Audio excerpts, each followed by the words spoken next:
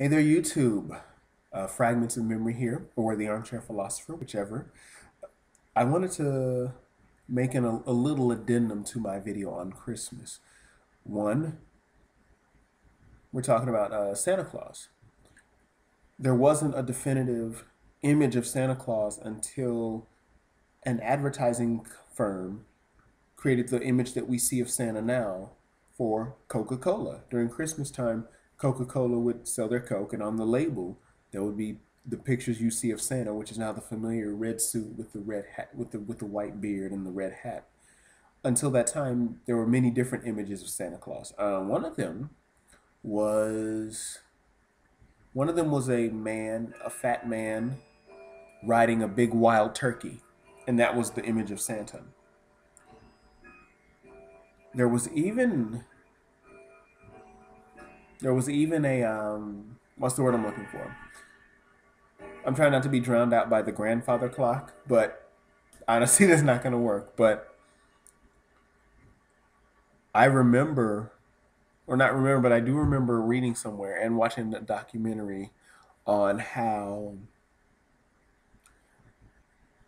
even the poem, The Nightmare Before Christmas, that was done by a minister. Actually, it was done by a minister as like a way to tell his kids a bedtime story. So the idea of Santa riding reindeer kind of came from this poem, The Nightmare Before Christmas. Until then, there was none of that going on. Now, I know some will try to say Santa is Satan. Well, not really.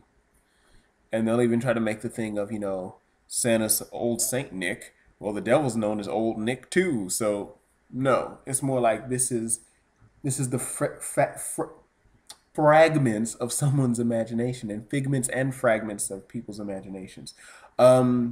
Originally, there was Saint Nicholas, who was a monk who would go to the neighborhood children in an area, and he would ask if they had been good or not, and he would give the little children little gifts, and that was kind of his thing. So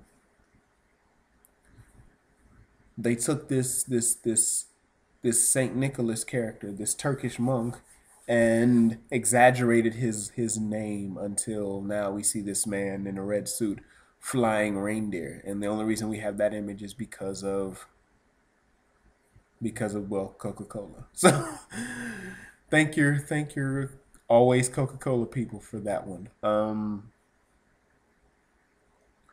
What else? One should not break themselves financially to give someone a happy holiday. It seems to no longer be about the gift giving.